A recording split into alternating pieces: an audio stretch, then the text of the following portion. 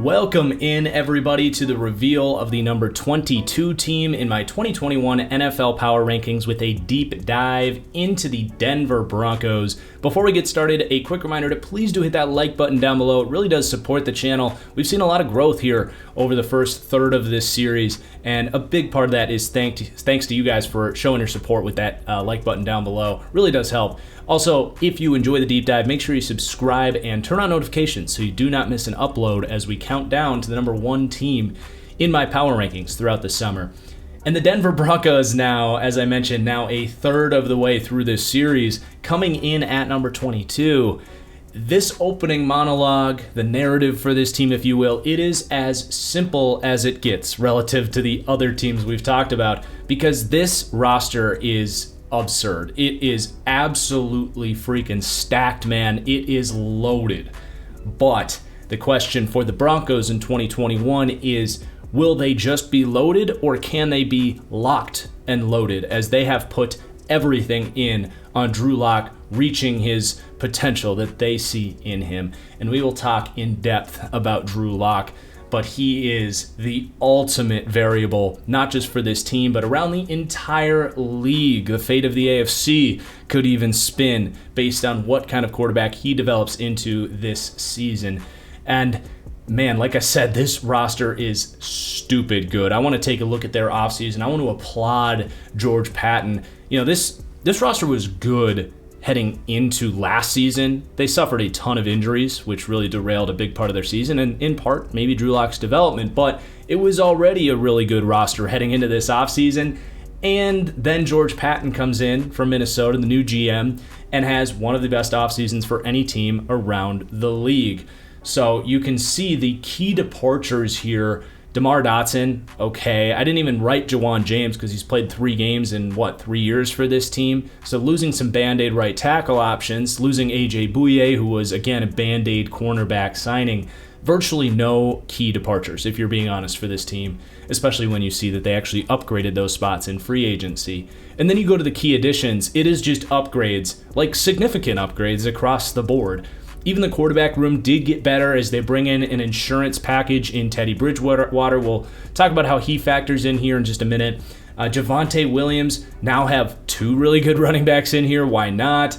Bobby Massey, probably the best right tackle they've had, I don't know, since Peyton was here. I don't even know the last time they had a legit, consistent, stable right tackle. I think you can at least get that with Bobby Massey. And then you bring in Quinn Miners to continue to upgrade the offensive line in the 3rd round to compete at center. Love that, man. We'll talk about all of the offensive linemen here in the middle of this video. And then getting upgraded in the receiver room. Courtland Sutton missed the entire season last year, played a half of football in week 1. And then Von Miller comes back as well. So the defense gets better. The defensive line gets better. The cornerback room massively upgraded, almost overkill, bringing in Patrick Surtain after they signed Ronald Darby and Kyle Fuller. This roster is absurd, man. I just gush about this roster, and there's aspects of this that make it very frustrating that Drew Lock is their only answer at quarterback. I mean, seriously. Of course, unless you're a Chiefs, Raiders, or Chargers fan, we all kind of want to see Aaron Rodgers end up here magically. I don't think it's going to happen, but this would be by far the most talented team Aaron Rodgers has ever played with, so that would be fun, but I don't think that's going to happen. I felt like I needed to mention that at least, but not counting on that, certainly.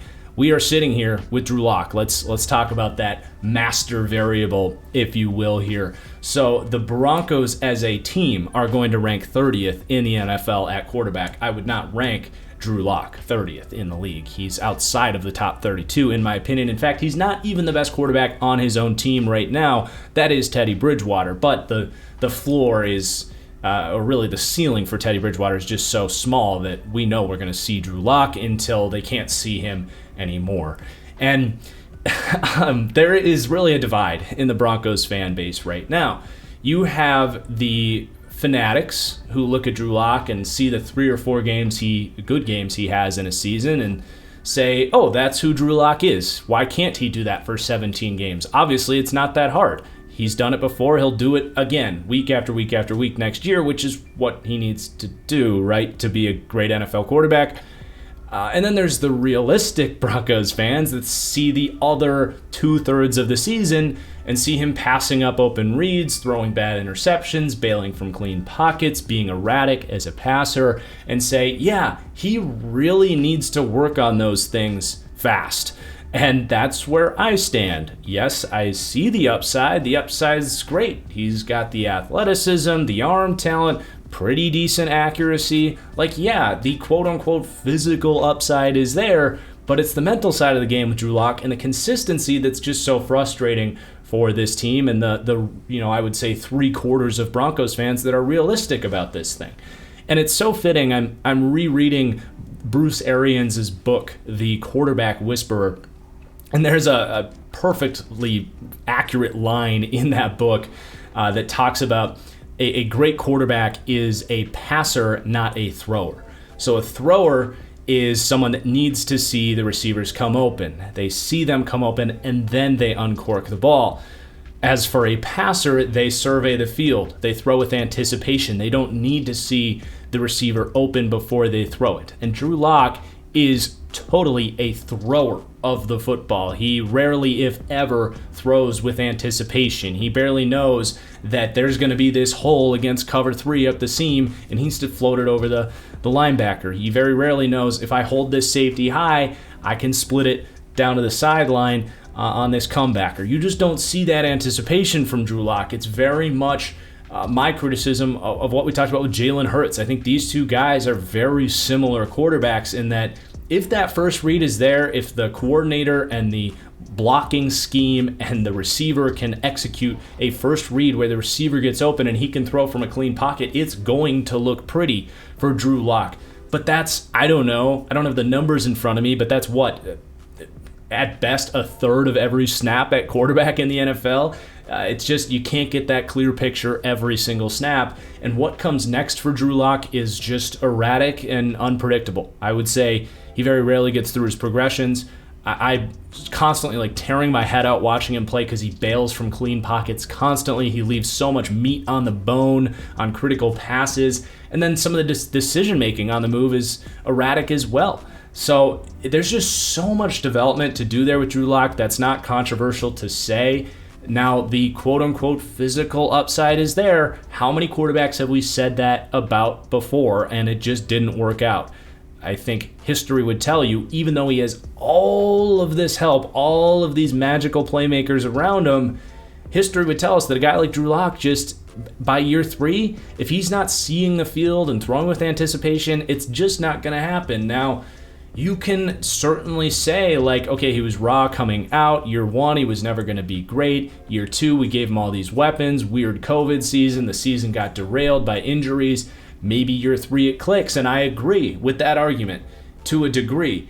Do I agree with it to the level of passing up on Justin Fields in the draft or not trading for a Matthew Stafford or doing anything else to get a high upside quarterback in here with the roster talent that this team has? No, I don't agree with it. I'm very critical of it. Heading into the draft, I said the only thing this Broncos team needs to do is find a new quarterback in a great quarterback class, and they didn't do it. So, Broncos fans, I hope for you guys that Drew Lock hits his ceiling. I hope he has that Josh Allen year 3, that Lamar Jackson year 2, that magical growth that some of these quarterbacks are showing lately. And I get kind of the idea of attaching to that, but am I predicting that to happen with Drew Lock based on just the historical record of players like him? No, I'm really not. I think the more likely scenario here is first 10 weeks go by, you get 2 or 3 good games in there from Drew Lock mixed in with some kind of stinkers where he's erratic like we described, and they're sitting there and say, all right, Teddy Bridgewater, it's your turn, try to save the season.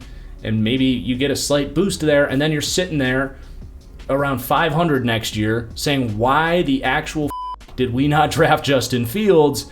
Because we're sitting here with this great roster that we're not going to be picking a top quarterback in next year's class, but we also don't have a quarterback. So we're screwed. And that's the way I look at the Broncos right now, and it's very frustrating. Maybe they can go trade for a veteran or go get an Aaron Rodgers next year, and maybe that is the master plan here, which would be amazing, but it's just really hard to bank on that.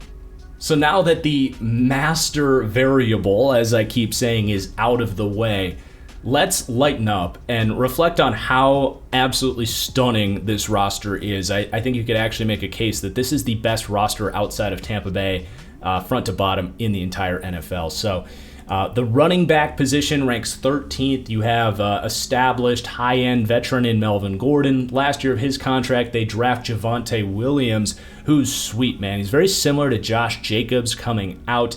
He's got the full size profile you look at. He's a good athlete. He's shifty. He, to me, is going to be an upgrade in the receiving game that we'll talk about here. This is going to be a nice 1-2 punch between these guys. Frustrating from a fantasy angle. I am a Melvin Gordon owner in a dynasty league, and I'm just like, well, great. They're going to split 50-50. Neither of them are going to produce all that well, but it is going to give them a good running back room. It doesn't really stop there either, because Royce Freeman can play. He's a good third. He's got a power aspect to his game. And then Mike Boone, I was kind of excited to see Mike Boone, who George Patton kind of brought in Minnesota, and he gets an opportunity here in Denver. Super explosive athlete, just hasn't gotten those opportunities in a good running back room in Minnesota, but has looked good when he's gotten a chance. A little disappointed for Mike Boone's sake that Javonte Williams gets brought in here, because he's just probably not going to see the field. Same thing with Levante Bellamy, very similar, like really explosive player, smooth runner coming out of Western Michigan. So Boone and Bellamy, I think, in an offense that does mix in a decent amount of wide zone runs that do maximize a running back's ability to get speed to the outside and hit those home runs.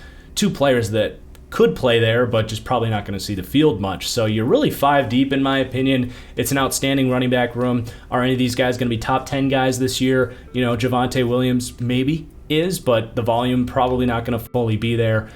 Very little criticism of this running back room. You're going to be more than happy with this just versatility and talent that you've got here. And then the receiving room, they rank 4th in the NFL for receiving talent. Some of this is projecting a bit. So you have Cortland Sutton, who is definitely an alpha X receiver, kind of a mirror image of Kenny Golladay, who we just talked about for the Giants, that true perimeter receiver, a guy you can throw the ball up to in a pinch, but a rare athlete who, yes, he has the size to be that contested catch, big-bodied guy, but is a good enough athlete at his size to still run routes, still beat press off the line of scrimmage, and separate, which is the ultimate trait at the receiver position. So he is kind of that low-end number one. Really unfortunate that he missed last season. He very well may be their best player on offense. And then you have Jerry Jeudy, who, in my opinion, they kind of stole in the first round. The Raiders go with Henry Ruggs. Jerry Jeudy, to me, was the best receiver in that class, and they got him at, 15? Incredible value. Now, in his rookie season, had this just kind of out of nowhere just drop issues. You hope that doesn't show up. It's something that has plagued a similar style player in Amari Cooper throughout his career out of Alabama. So you hope that doesn't follow him throughout his career and he can hit the jugs machine, because if those drop issues disappear, Jerry Jeudy is very similar to Calvin Ridley, also out of Alabama, but a phenomenal route runner, someone that we talked about for Atlanta. Now with Julio Jones gone, can he step up and be that true number one, kind of that Keenan Allen, Devontae Adams, Stephon Diggs route runner type of receiver? And Jerry Jeudy, to me, is already up there for the best route runners in the NFL. There's almost nothing to criticize Jeudy about other than we haven't seen him produce at a high level, and he's got those drop issues. So I'm projecting him as an 80 grade, and a lot of this comes back to Drew Lock as well, playing at a high level to get that high-level production out of Jerry Jeudy. But to have him as your number 2 receiver is insane. There's a lot of teams that would love to have Jerry Jeudy as their 1. And then you have KJ Hamler, who, as a 3rd receiver in year 2 here, showed a lot of flashes last year, and I see him as a guy that is going to be kind of the ultimate decoy/manufactured touch guy. When you have Jeudy and Sutton here, you don't have to worry about KJ Hamler necessarily beating man coverage or finding the open spot in his zone and being a reliable downfield receiver, but can be a headache on any kind of manufactured scheme play. and that's where KJ Hamler is going to thrive in. Now, I think he has more upside than that. I actually think he can get vertical. He does track the ball well. He does run good routes, but you don't need to lean on him to do that. He can just be a gimmick slot type if you want him to be, almost like a Mecole Hardman for the Chiefs, who's their third guy. And then you have Tim Patrick, who's the third best receiver on this team, but assuming Sutton and Jeudy are healthy, you're probably looking at him as the fourth guy here, which he might be the best wide receiver for in the entire NFL right now. Just big-bodied, possession catch guy. Does have some surprising ability to stack on the outside. He can beat corners deep. He has sneaky speed. So, I mean, he's another guy that would be a quality number 2 for a lot of teams. And maybe he hits the trade block or something like that. But, man, you love having Tim Patrick as your 4. And if Jeudy or Sutton go down, he can step in play either of those roles. And then they add Seth Williams, who's very similar to Tim Patrick. Big-bodied receiver coming out of Auburn. I had a 3rd to a 4th round grade, maybe even just a straight-up 3rd on Seth Williams. Not a true burner, but he, again, big-bodied dude who can stack on the outside. I thought that was incredible value, almost too good to pass up for them in the 6th round. You got Tyree Cleveland, who they drafted last year, decent kick returner, along with Deontay Spencer. I would imagine those two actually kind of fight it out for the wide receiver 6 spot, because those guys are both probably the kick returners. And then you even have some interesting names behind that. Kendall Hinton getting a little bit of buzz as the guy who stepped in that random COVID game, a lot of us remember. Keep Kendall Hinton just in the back of your mind if you like to go to like trivia night at your local pizza joint, because I promise you 10 years from now, there's going to be a sports trivia that asks who was the receiver who started a game at quarterback during the COVID pandemic because all of their roster got the virus or whatever. So we all will remember Kendall Hinton, but there is some buzz about him maybe, having the ability to develop as a receiver, a really good kid that is working at his craft. You got Willis there, veteran, Darboh, a veteran. I've got my eyes on Warren Jackson and Demorne Pearson-L. So Warren Jackson, huge-bodied receiver out of Colorado State. I thought he was a draftable prospect. I'm not the biggest fan of like 6'6" tree-esque receivers, but as an undrafted pickup, the dude's only 22 and has great ball skills, leaping ability, good ability to just, get down the field and track a football. I would have my eye on him. And then Pearson-L is more of a slot type who they don't really have a backup slot to KJ Hamler. So keep an eye on him. He was really nice in the XFL, produced at a really high level. So keep an eye on Pearson-L to maybe sneak in on the back end of the roster just because he brings more of that slot skill set that the rest of these guys don't have. So my God, this is such an explosive, high upside group of receivers. It's good now, but you look at Sutton, who we haven't even probably seen the best of yet, Jerry Jeudy, who we definitely haven't seen the best of yet, KJ Hamler, who is always going to take a little while to get up to speed as a super young, unproductive player coming out of Penn State, young player in Seth Williams. I mean, this potential for just the receivers alone is insane. And then we get to talk about Noah Fant, a first-round pick a couple years ago, who is only getting better seemingly every time he steps on the football field. Underutilized uber athlete out of Iowa. Where have we heard that before? George Kittle. And he has totally come along. Did miss some time with injuries last year, but man, he is just the ultimate mismatch problem, one of the best athletes at the tight end position, and he's not even a terrible run blocker for a guy that's kind of regarded as, I guess, undersized, although that's not necessarily my criticism of him, but he's not like a quote-unquote full-size tight end. But he's a good blocker for what his size is. Love Noah Fant. I can't even speak highly enough of how much he complements the rest of this group. And we mentioned that potential. Noah Fant even boosts it higher.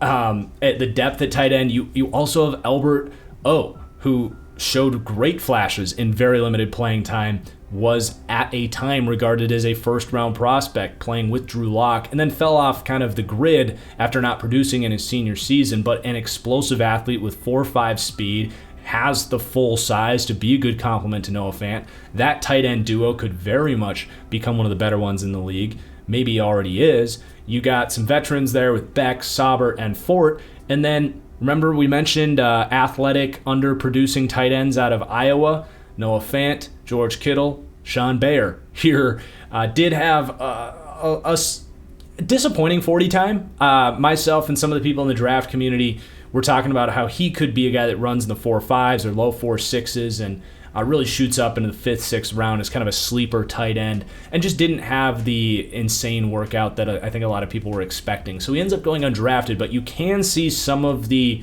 acceleration and speed on tape and a badass of a run blocker. We'll see if he can carve out a roster spot here, but you got to keep an eye on him. He was definitely a bit of a sleeper agent in this draft class.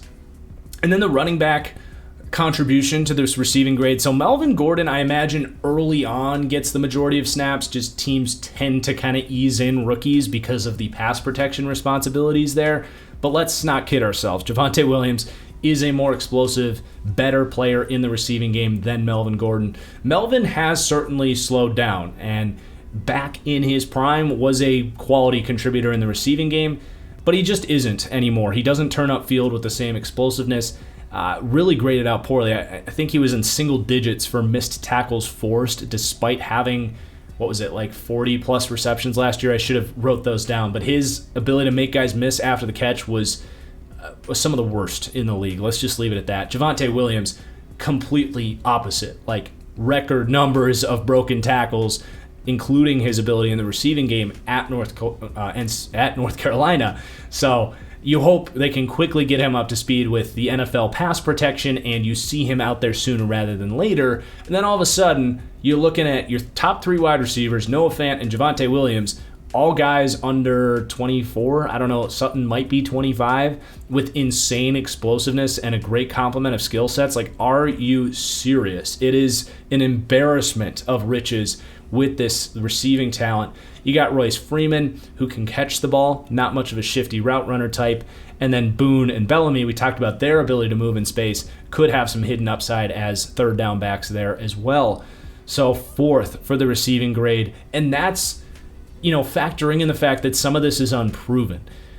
This could be number 1 in the NFL because there is not a group with more potential, period, other than maybe Tampa Bay. And then the depth is insane as well. So no excuses for Drew Lock with the receiving talent. The offensive line pretty solid as well. Again, the excuses for Drew Lock have run dry. It is all on him. The offensive line ranks 19th here for this season, and that starts with Garrett Bowles, who emerged as a premium left tackle and got paid as such in a contract year for him last year. Now, if you want to nitpick anything here, it's that was an outlier on his career. So how much of that was just natural growth and development? I personally think he is what we saw last year. Will he ever grade as high as he did and be viewed as this elite left tackle? Only time will tell on that. Again, it was only his first year kind of playing at that level. But you look at his traits, it's hard not to like the guy. I mean, he's only 300 pounds, but he doesn't play like it. He has plenty of strength in there, but at that size, he's also able to have the quick feet as a pass protector, but also to get up on the move and run any kind of mobile run block scheme or screens you want to do. So there's really nothing to not like about Garrett Bowles' game, only that it was his first year playing at that elite level. So you hope he can repeat that. There's very little reason to think that he can't. Mike Munchak doing a great job there at left tackle, so you're good there. And then you bring in Bobby Massey, who to me is the best option they've had at right tackle in a long time. They really wanted Juwan James to be that stable at right tackle. They gave him a ton of money in free agency, and he just wasn't able to stay healthy. He had the opt-out last year. They end up moving on from him. And it's been really a turnstile there of veterans at right tackle. And you hope it's not the same with Bobby Massey, to be honest. He has missed time the last 2 years. Broncos fans kind of cringing at the thought of that because that sounds very familiar. But his entire career before that, he's been healthy. So you feel very solid about Bobby Massey. I think it's the best answer they've had there in quite some time. They had DeMar Dotson last year. It's comparable, but at least you have that stable veteran. And they back it up with Cam Fleming this year, who's really bounced around the league, but everywhere he's been, the team that has him is pretty happy that he's on their squad because he's just kind of the perfect swingman 6th tackle. He's cheap, he can get defenders' way, and be a good backup. So I think the right tackle situation is slightly upgraded from where it was last year. And then the interior group looks really good to me. Dalton Risner, who's at left guard, has been exactly what we kind of all thought he would be coming out of Kansas State. Was just not a good athlete, which caused him to fall. That upside was always kind of the question mark for Dalton Risner. And that's kind of surfaced in the NFL. He hasn't become this dominant physical force, but he's super smart. He knows his assignment. He's always there, and was a player that I think a lot of people said was just going to have a really good 10-year career at guard, which is better than most draft prospects can say, and he seems very well on track to be that player. Graham Glasgow at right guard, big free agent signing last year. Again, just a rock. Very good all-around player, and you're happy to have him at right guard. And then the competition at center, I hate to say I told you so, Broncos fans, although I really don't. I told you, Lloyd Cushenberry was not a good pick. I didn't think he was a good prospect. I said, yeah, he had a couple good reps at the Senior Bowl, which is ironic that we're going to talk up Quinn Miners because he would not have been drafted as high as he was without the Senior Bowl. But I'll talk about why they're different. Lloyd Cushenberry, to me, won a couple good reps at the Senior Bowl, but when you watched him at LSU, you see him getting bull rushed. You see him being a big reason Joe Burrow, underrated, was running for his life at LSU and had to make all of those amazing plays.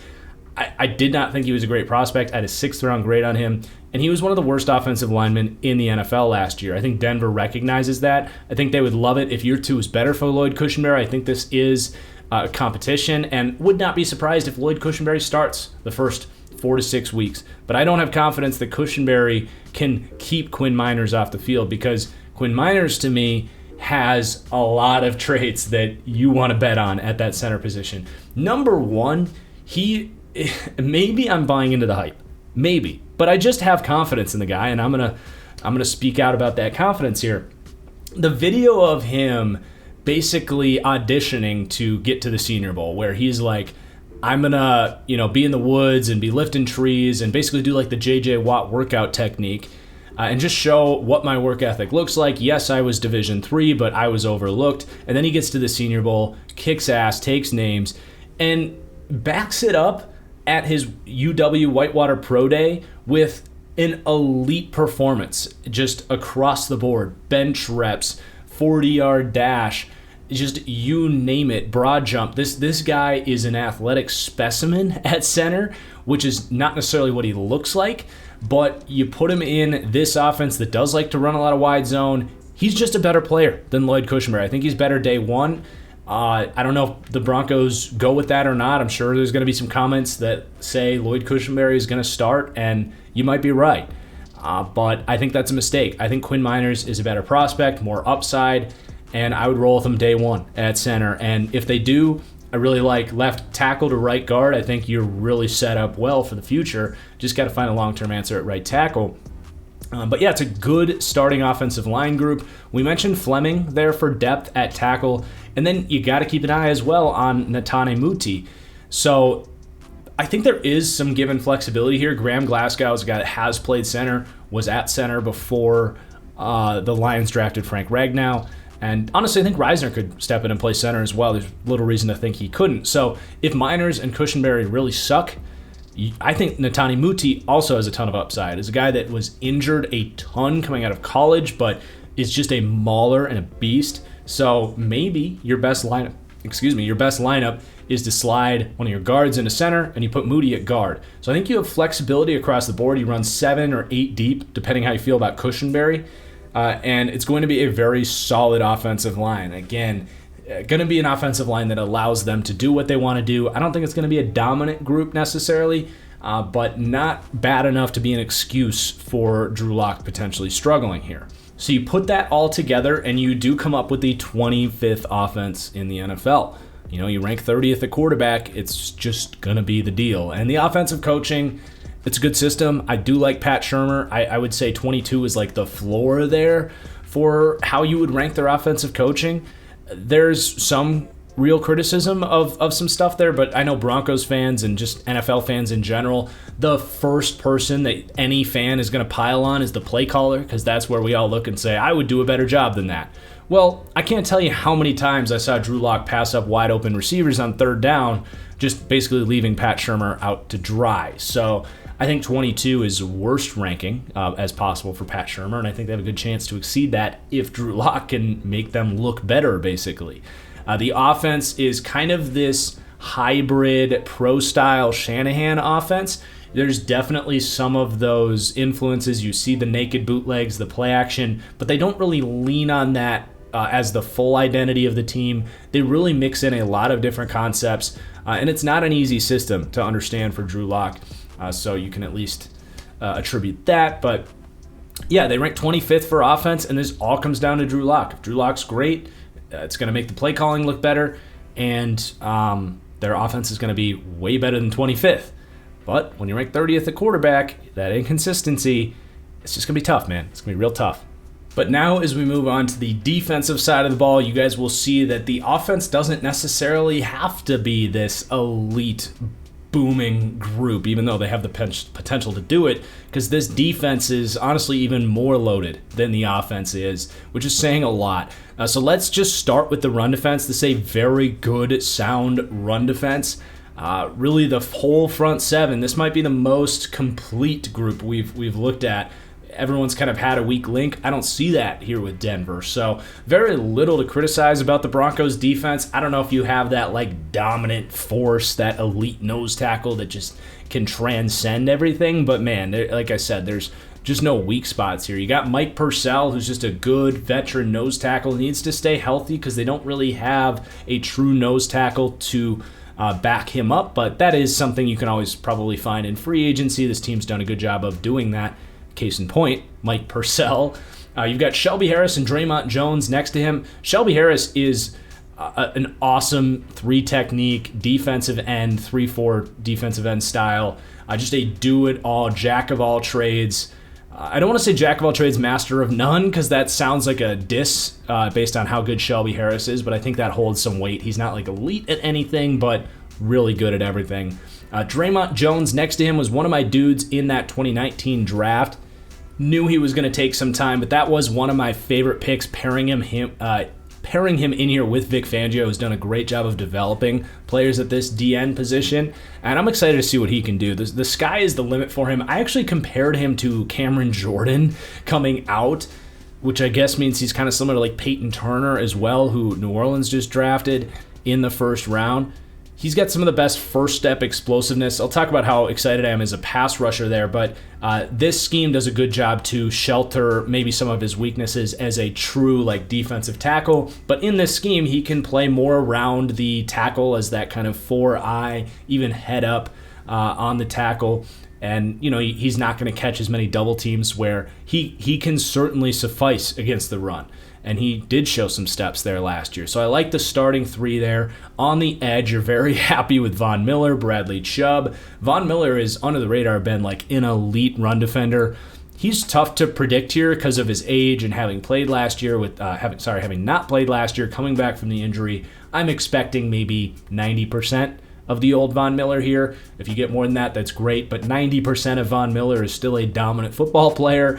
Bradley Chubb has the size to play the run, but actually has not graded out all that well. Wouldn't be surprised if now, getting a whole year healthy with this entire front seven, if we finally see Bradley Chubb returning to his dominance against the run that we saw from him back at NC State, but just needs to show it. And then two very good linebackers against the run. A.J. Johnson, more of that physical presence, the thumping, beat you up style. And Josie Jewell, a little more of a heady player, kind of similar to like a Blake Martinez, just kind of tries to keep everything in front of him. Also has, he can pick his spots and be aggressive when he needs to be, but he's a nice compliment to A.J. Johnson. Rounding out, like what I said, a very sound front seven. They rank 13th for run defense. Let's run through the depth quickly here, but we will revisit the depth when we get to the pass rush and linebacker grades. So the edge depth, Malik Reed stepped in outstanding last year. I wouldn't be surprised if he's actually out there early downs to keep Von Miller fresh and healthy. So you like having him. He can just kind of pick his spots and relieve Chubb or Miller where this team sees fit. And then you got a bunch of youth here. Derek Tuska, a 7th-round pick last year. Jonathan Cooper, Andre Mintz.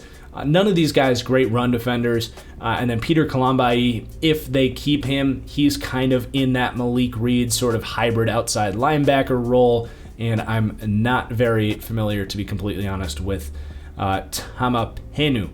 Interior defensive line depth, it's actually a pretty thin group, to be honest. I think they could benefit from adding another piece in here. But Deshaun Williams, longtime veteran, stepped up really nice for them last year, wearing a lot of different hats. McTelvin Agim was kind of a gap shooting, pass rushing type coming out of Arkansas. A lot of people really liked him. I wasn't quite as high on him, hoping he can take some strides in year 2. Shamar Stephen, veteran presence, the George Patton general manager connection there coming over from Minnesota. Definitely a really poor man Shelby Harris, jack of all trades, master of none type, but will probably make it because of the lack of depth here. You've got Jonathan Harris, who Broncos fans let me know, is that Shelby Harris's brother, would be my best guess there. Sizer and Mack, kind of journeyman veterans trying to stick, and Spencer is a bit of a hybrid defensive end. Broncos fans familiar with DeMarcus Walker, who was on this team and was a decent role player for them. Spencer kind of the replacement for that role as that sort of hybrid 6'4", 280-pound good athlete type, but does need to develop. And then for the linebacker depth, Baron Browning, kind of a conversion project, an elite athlete who's played some safety, some edge, some outside linebacker, a little bit of everything for Ohio State. Hoping Vic Fangio can develop him. I don't think he starts in year 1. Justin Sternad, a smart second-year player, good depth, kind of Josie Jewell-esque, if you will. And then Watson and Curtis Robinson will continue to discuss the linebackers here shortly. But 13th for run defense, very sound group, not going to complain there. And then the pass rush ranks 10th. So obviously going to start with Von Miller here.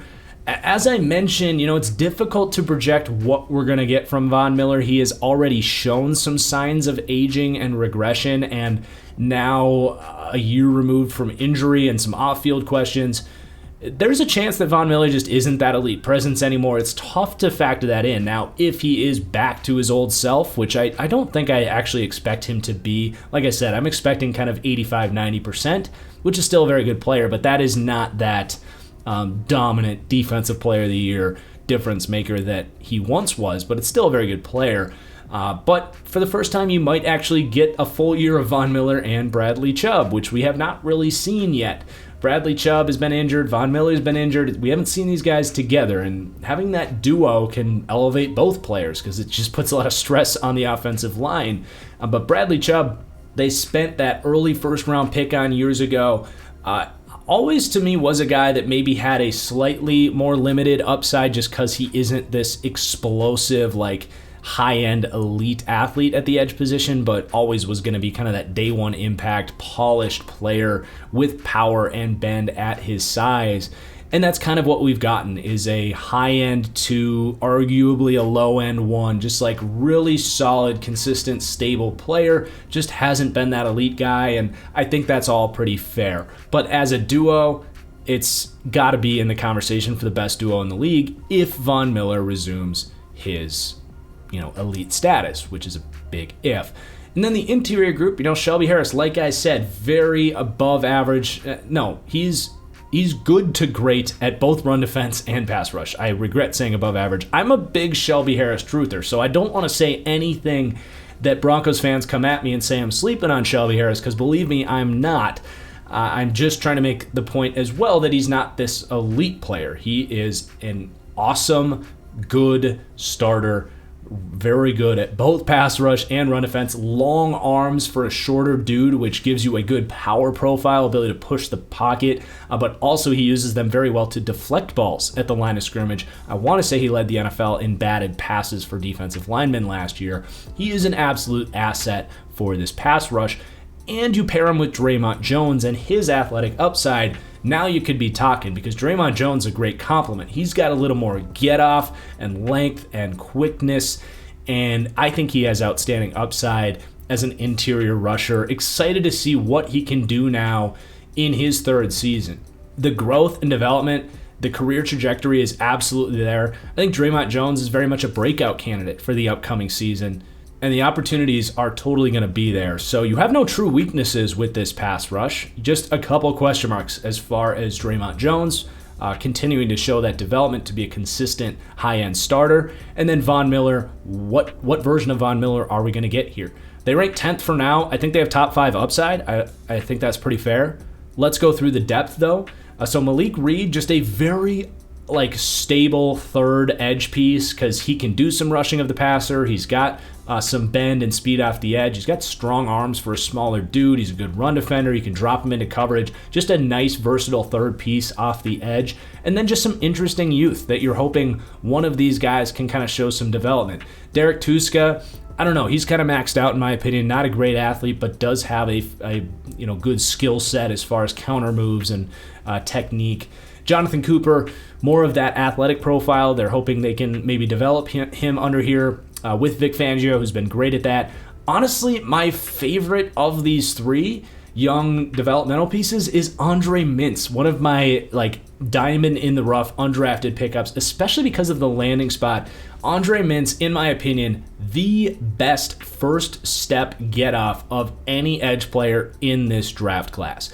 And that is a trait that can be crafted. And we've seen players kind of like that. There was a Davis out of Akron that I felt the same way about, who he hasn't turned into anything. But the difference between Mintz and Davis, and this is a deep dive for an undrafted pickup, but Mintz actually played in a hybrid defensive end system at Vanderbilt, and despite the fact that he's quote-unquote undersized for an edge, he actually had to play some 4 technique, play that kind of 3-4-esque defensive end and take on some double teams, and he actually contributed against the run. So there's some play strength in there, some potential to develop some power as well off of that get-off. Keep an eye on Andre Mintz. He could get cut and turn into nothing, but I am intrigued, especially here with the Von Miller, who might be the best mentor of any edge rusher in the league right now, and maybe the best coach. So there's traits to work there with Andre Mintz. Keep an eye on that. The interior defensive line depth, as I mentioned, is just not very good. Williams and Steffen, the veterans, you're not expecting much pass rush from those guys. McTelvin Agim is the one guy you're hoping can take steps up in year 2. Marquise Spencer, a bit of a project, not expecting much there. So, as I mentioned, the interior pass rushing depth, this is a more thin group than you'd like to see, but the front 4 is outstanding. And again, they're ranked 10th with some even more upside than that at pass rush. And then the linebackers, stable, solid group. Alexander Johnson, kind of an under-the-radar stud linebacker. Better coverage instincts than I think he gets credit for. Gets some good depth. Doesn't always bite the cheese on play action. Kind of a cool 28-year-old rookie breakout where he had spent a long time trying to get into the league. You very rarely see that. And he came back and played at a very high level. He's got to be the reason these Broncos didn't feel the need to invest too much at linebacker, because he's a good football player. A lot of Broncos fans were clamoring for a linebacker early in the draft, and I was like, I get it, but A.J. Johnson can play. He's a good starter.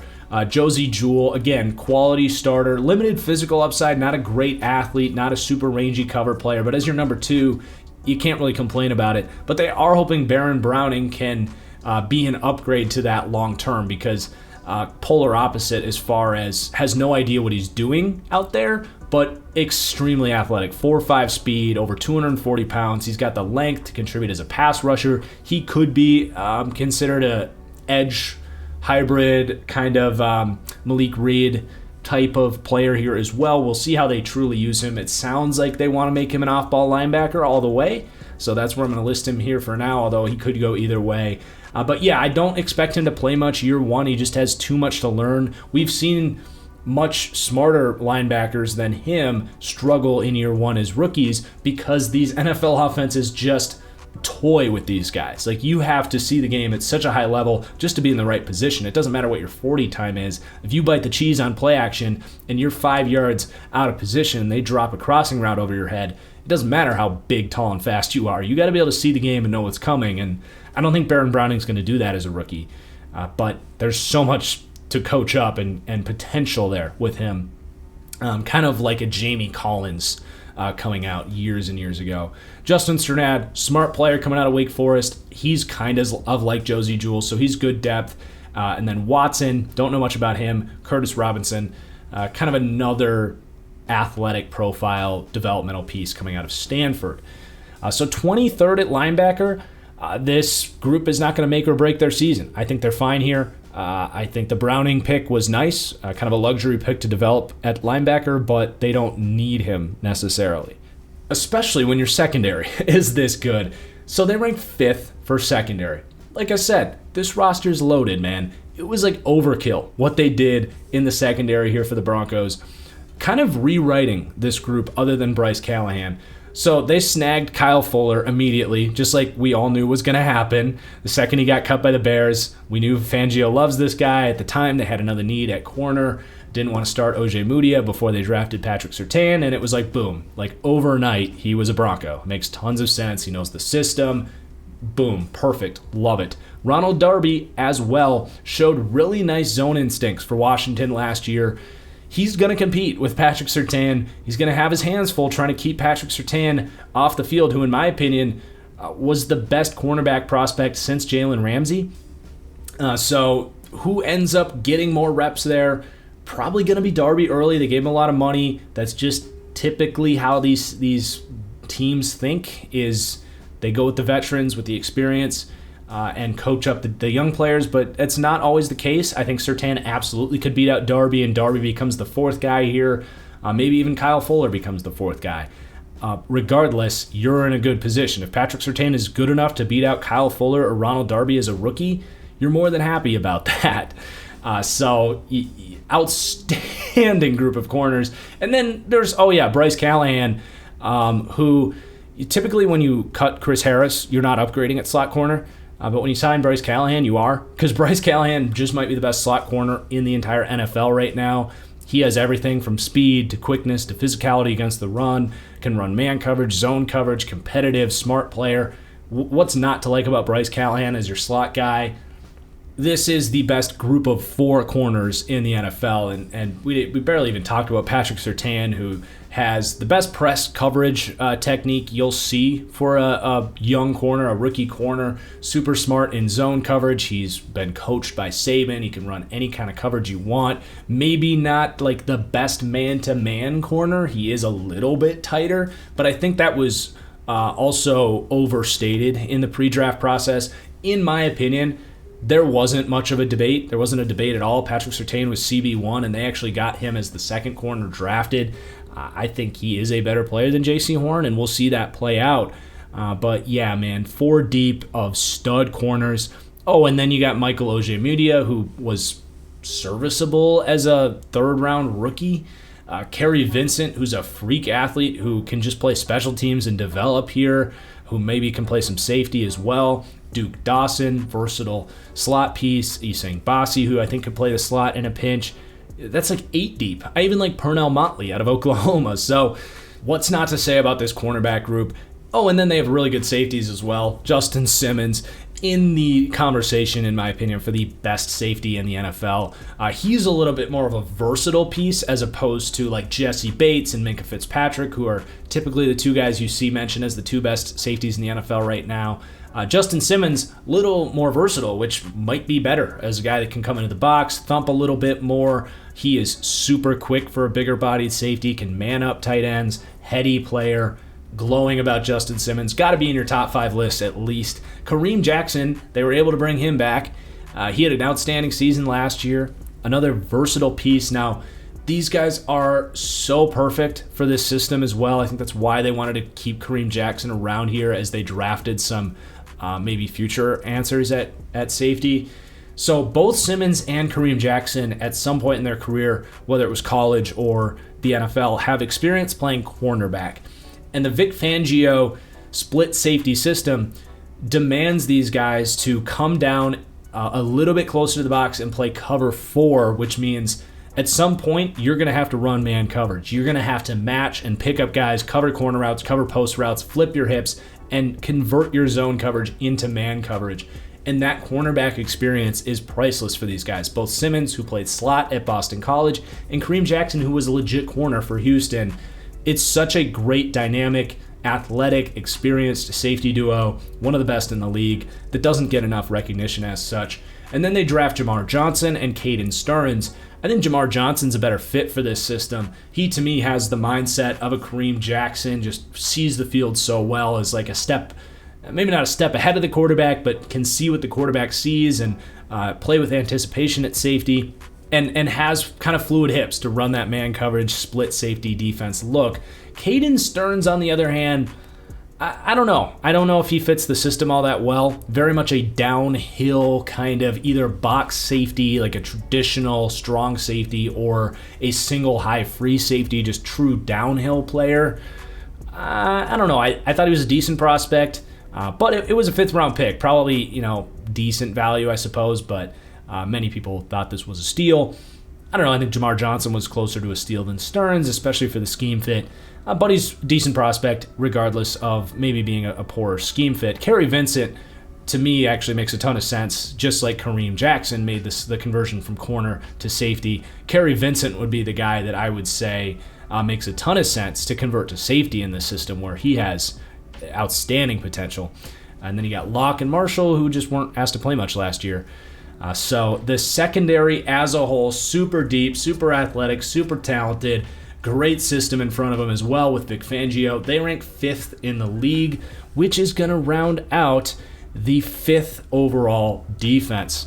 It's not just a talented defense. It's not just a deep defense. It's a well-coached defense, as Vic Fangio has to be mentioned as one of the top defensive minds in the entire NFL. You've got leadership and veterans across the board to help bring on some of the youth here. This could be the best defense in the NFL if a couple things go right. The home field, very good here in Denver as well. They've got that thin air. It's historically a very good home field, even though it is an outdoor stadium.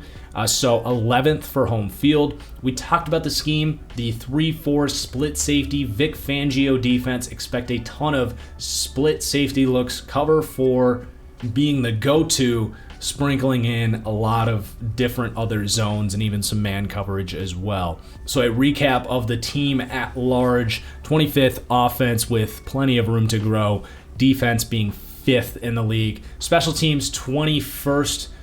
You've got a decent kicker there in Brandon McManus, maybe even a better than decent kicker, but they did not grade out all that well for special teams last year, so a lot to prove there just as far as the tackling on special teams and field position and all that stuff, but the kicker is good, and the kick returners are fine. I'm not like crazy about either Spencer or Cleveland, but they're fine.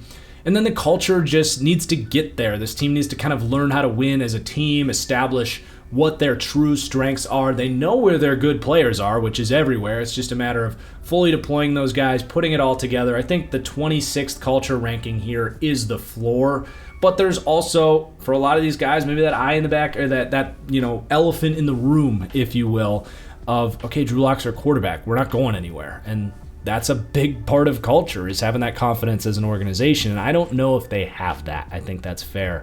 Then the strengths and weaknesses here. So on offense, you have playmakers galore. It's a stupid rich group of playmakers that would make pretty much any quarterback in the NFL jealous of what Drew Lock has to work with out there. You have the pass rush looks to be special, especially if Von Miller can be what he once was. The secondary is so fun, super deep, different skill sets, well coached, just the secondary pass rush combination. And that's how you want to build a defense, right? Good pass rush, good secondary, and good coaching. That could pair to be lethal. And as we mentioned, the defensive coaching just now being a strength. And the weaknesses, this is like pathetic to look at, right? Isn't it kind of sad? It's true. The only weakness on this team, sure, there might be positions where it's not true strengths, like the offensive line, maybe the linebackers, but those aren't true weaknesses either. The weakness on this team, the only thing that can hold this team back is Drew Lock. And it's not just his play on the field, it's that culture aspect of it that we mentioned. If he stinks in the first 6 weeks of the season, this team's going to know it. This team's going to know where they're headed, and it's to a 500 season led by Teddy Bridgewater. So that is the weakness, not just his play on the field, but the kind of stink that he could leave on the organization. And the players here some of them veterans getting up there in age, saying, what the hell are we doing? This team is so good. Why is this our quarterback? And that could be ugly. Could lead to a lot of disappointment here. But let's wrap up and take a look at this team's schedule. I promise I didn't put 17 games on this one like I did for the Giants schedule. You guys were very clear that I screwed that up, so thank you, I guess. But the Broncos here, their season over-under is 7.5 wins, and I have them going 8-9.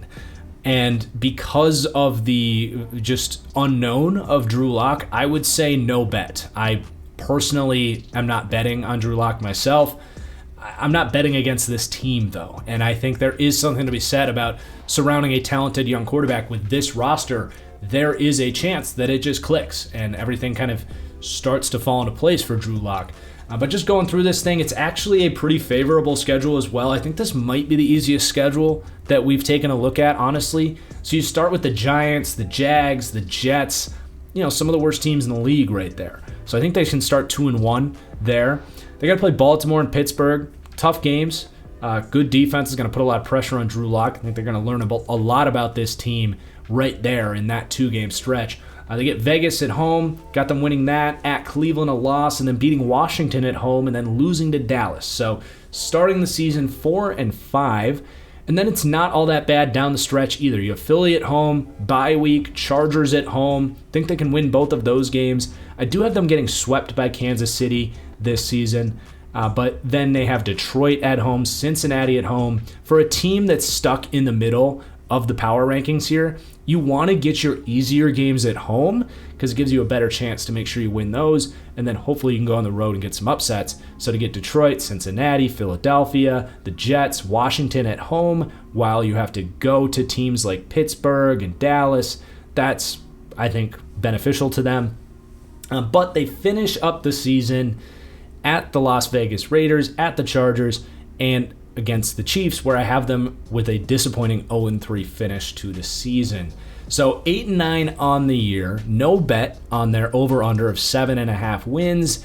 I do think their floor is about 6 wins because if Drew Lock is truly bad, you're going to lose some of those games that I have them projected to win.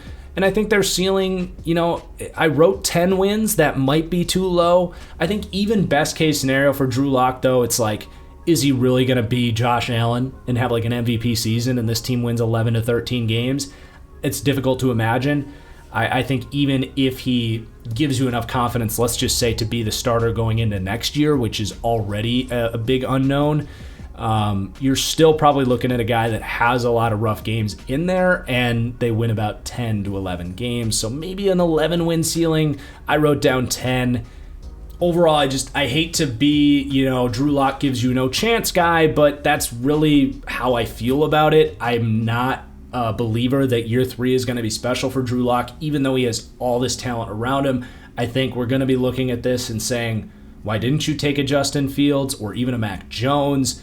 Like, really? This was your plan? Now, maybe they go get Aaron Rodgers and blow this whole thing up and win a Super Bowl, because I really do think this would be a top 2 or 3 team in the NFL just by putting Aaron Rodgers in there, because you go from QB 30 to like top 3 QB, and your culture all of a sudden is like, oh yeah, we got this, let's go. So maybe that happens. I don't think it does. And that's going to do it for the Broncos Deep Dive. Do let me know your thoughts. What do you think about this ranking? Are they going to exceed it? Is Drew Lock going to crush it? Or is he going to be so bad that 22 ends up being too high? Drop those comments down below. Also, please do hit that like button. Really helps me out. And we will see you in about 3 days for the next Deep Dive, where we are actually going to have, hopefully, our first guest on the series. But until then, cheers. We'll see you later.